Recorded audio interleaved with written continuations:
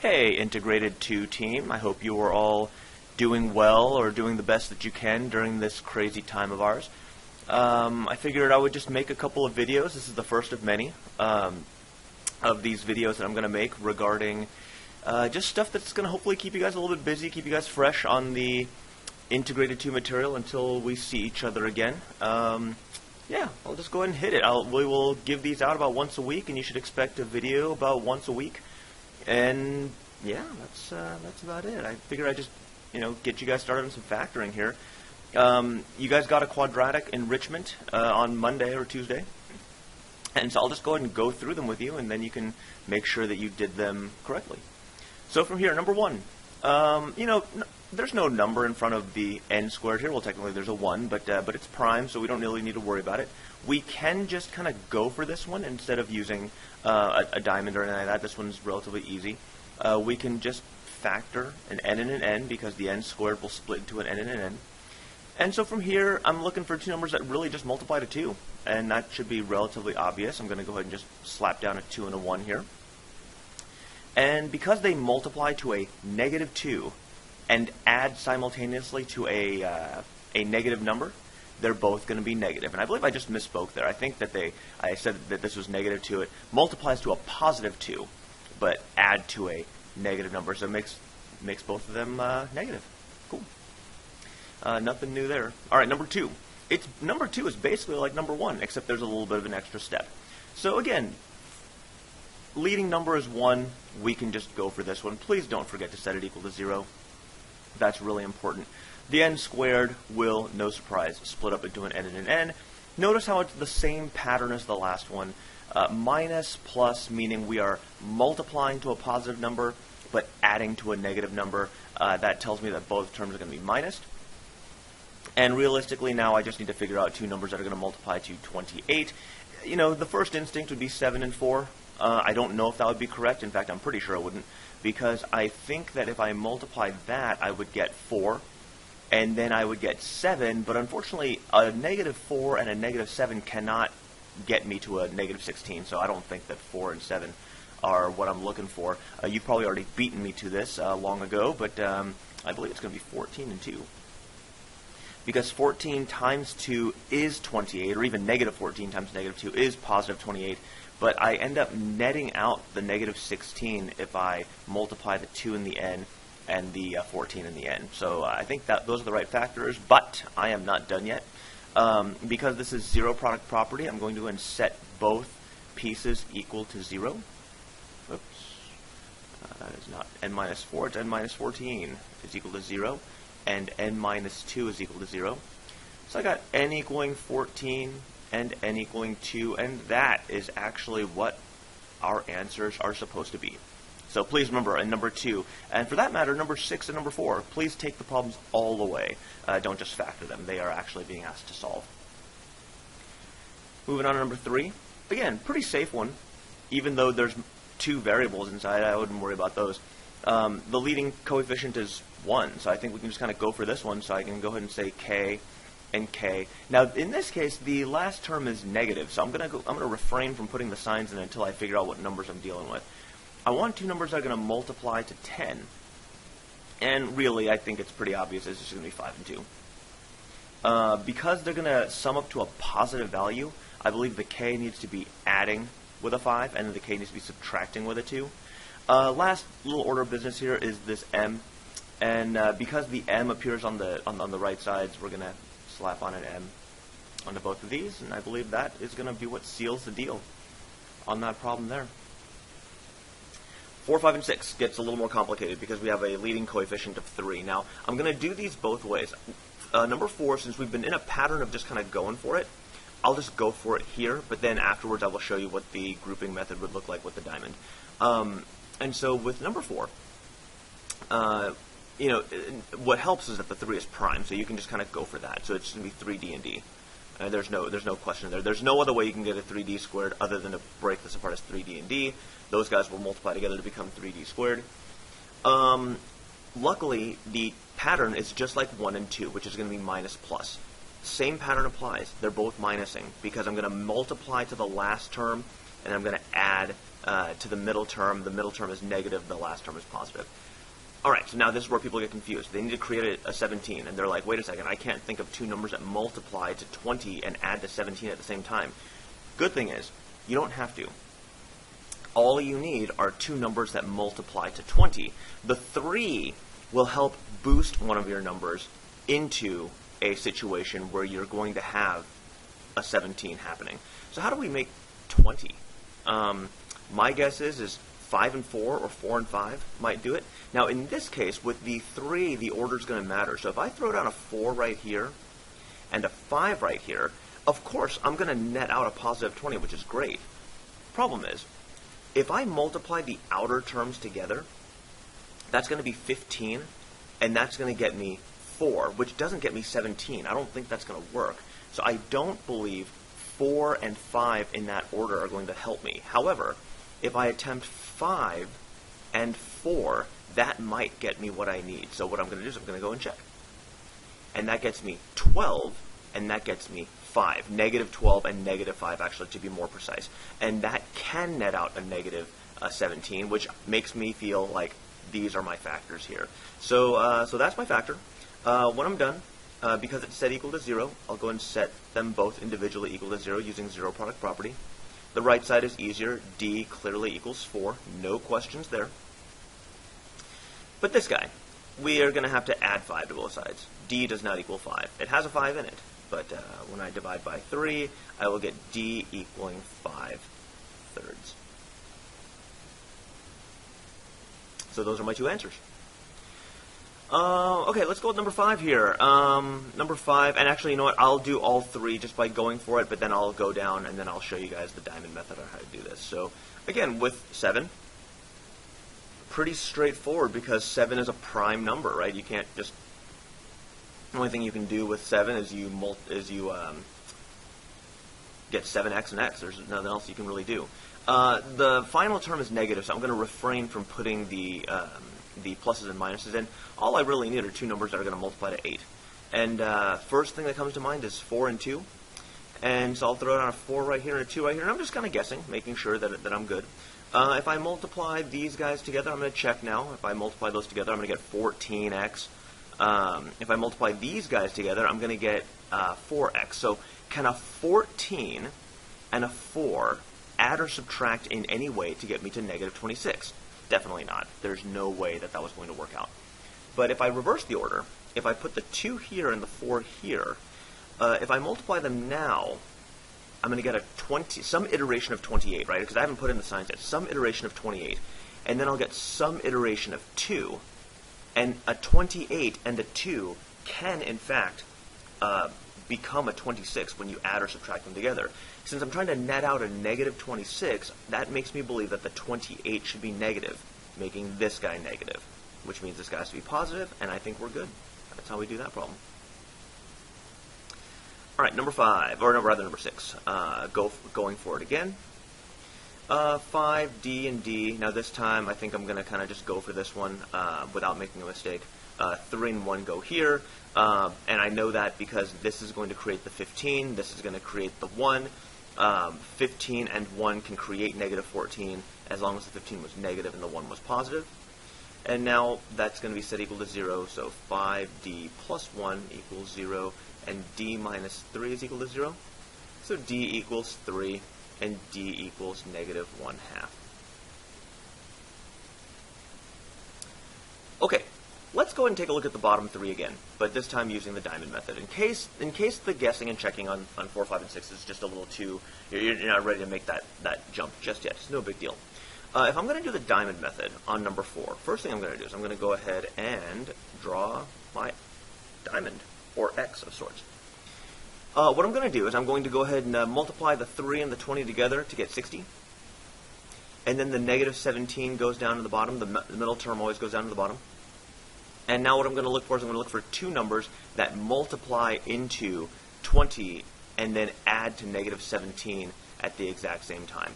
Those numbers are going to be negative 12 and negative 5. So how does that help me?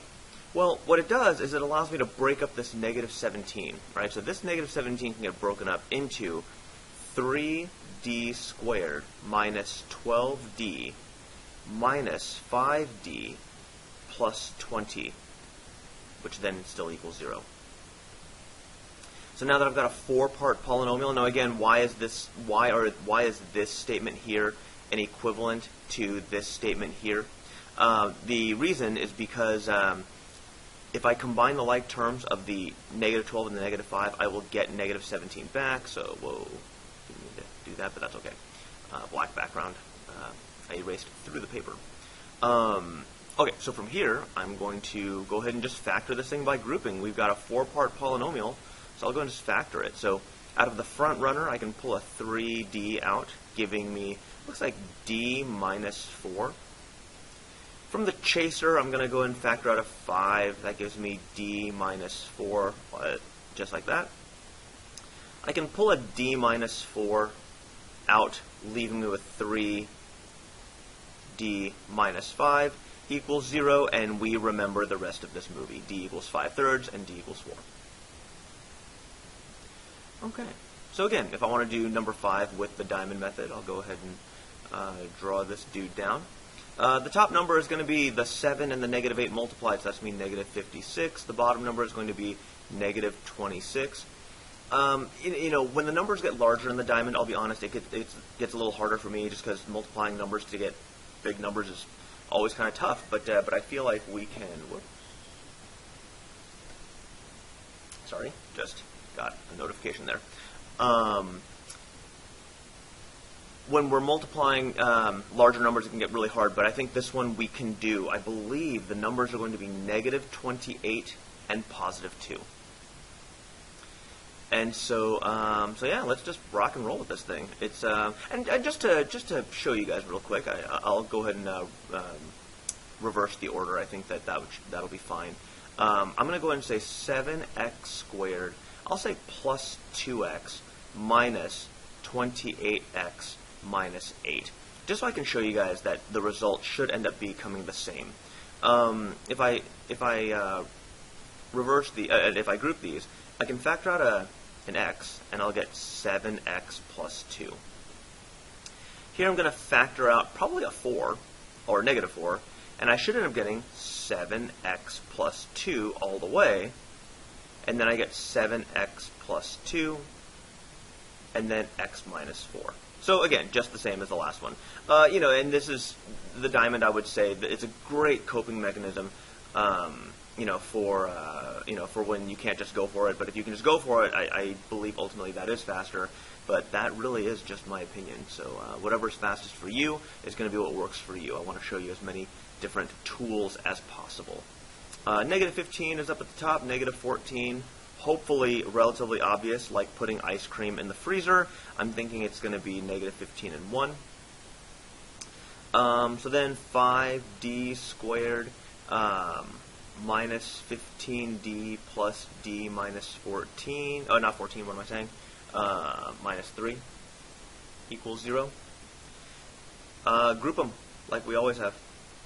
So 5d factors out of the front, so I get d minus 3 plus, this one's relatively unobvious. You factor out a 1 when there's nothing to factor out, so you get d minus 3 equals 0. You can factor out a d minus 3 from it, and you'll get 5d plus 1 equaling 0. And of course, we know the rest of this movie. It's going to be d equals negative 1/2 and d equals 3. So those are the first 6 problems. I will be back for the next few.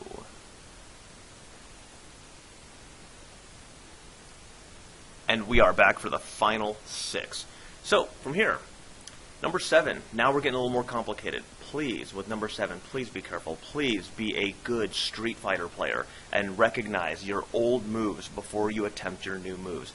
I see a 20, I see an 80, and I see a 35.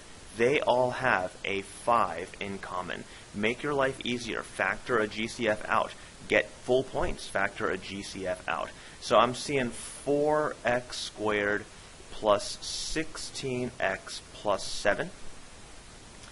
And so I think I'm just going to kind of go for this one. So I'm thinking 2x and 2x. And again, it could have been 4 and 1, but I'm just going to guess at this point. And I can even do this the diamond way if you guys want me to. after I'm done.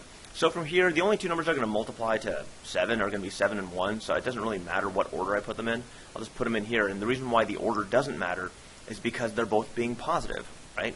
Because the signs on the inside are both positive. That's it. So I think I'm going to go and just double check. 14 and 2. 14 and 2 definitely add up to 16. I think I'm in the clear for that one. Number 8. And so, guys, it's two things being squared, two perfect squares, and they're being subtracted. This is a difference of two squares. This one, we definitely just go for it. It's going to be 9n minus 8p, 9n plus 8p. Difference of two squares factors the same way every single time. Number 9. I see a 4y squared on the left side.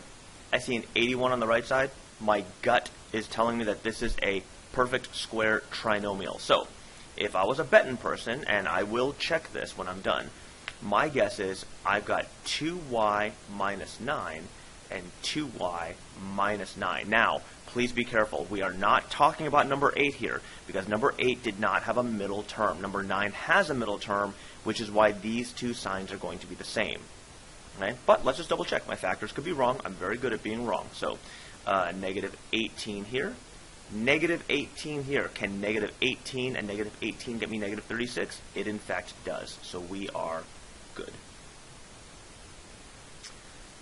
Number 5. I know what you're thinking. It totally looks like number 8, but something's wrong with it. Neither of these are perfect squares. It's a good thought to have. And the correct answer is, it's not a difference of two squares yet. I got a 5. I've got a 245. Be a good Street Fighter player and use your old moves. K squared minus 49 times 5 is going to be 245 divided by 5. And that equals 0. And yes, I know I forgot to finish number 9. I will take care of him in just a second. No, with a 5 out here, I'm going to get k minus 7 and k plus 7 equaling 0. So I got k minus 7 equaling 0, k plus 7 equaling 0. So k equals 7 and negative 7. And I'm good right there. Cool. In this case, because of the same thing, I can just go and say 2y minus 9 equals 0, so y equals 9 halves. Now we're happy. Now we're good. Now we're good. Number 11. Number 11 is a bear. The point of number 11 is to get you to see that all this time you've been factoring, this term has been squared, especially on a trinomial. This term is squared. The middle term's x has a 1 power on it. 2 is double of 1. 8 is double of 4. So what we were trying to get you to see is that this is d to the 4th minus something, and d to the 4th plus something. Now from here, all I need are two numbers that are going to multiply to 48. So what's that going to be? My guess is 16 and 3. Now I'm going to double check. Does positive 3 and negative 16 get me negative 13? It does. So these are the correct factors. Now I know what you're thinking. Cool, we're good, we're all set, but we're wrong. We are not good yet, because this d to the 4th minus 16 is exactly like numbers 8 and 10 in the fact that they're both perfect squares. I can factor the left piece again. I can call him d squared minus 4 and d squared plus 4. I'm going to carry down this d to the 4th plus 3 because he was always there. And now looks like we're ready to go. But we're actually not done. Again, you see this d squared minus 4? He actually can be factored yet again. We're going 3 layers down in this factoring. It's like the movie Inception. It's a good movie. On Netflix right now if you want to check it out. D to the 4th plus 3. It's all about dreams within dreams. It's pretty good. I recommend it. Now I think we're done. We are done with this guy. Number 12. really threatening. I got you, because we have fractional exponents now. It's meant as a challenge problem. These little stars here are meant as challenge problems. What I was trying to get you guys to see is the double half relationship that we saw in this one. 8, 4, 2/3, 1/3. This thing is going to factor.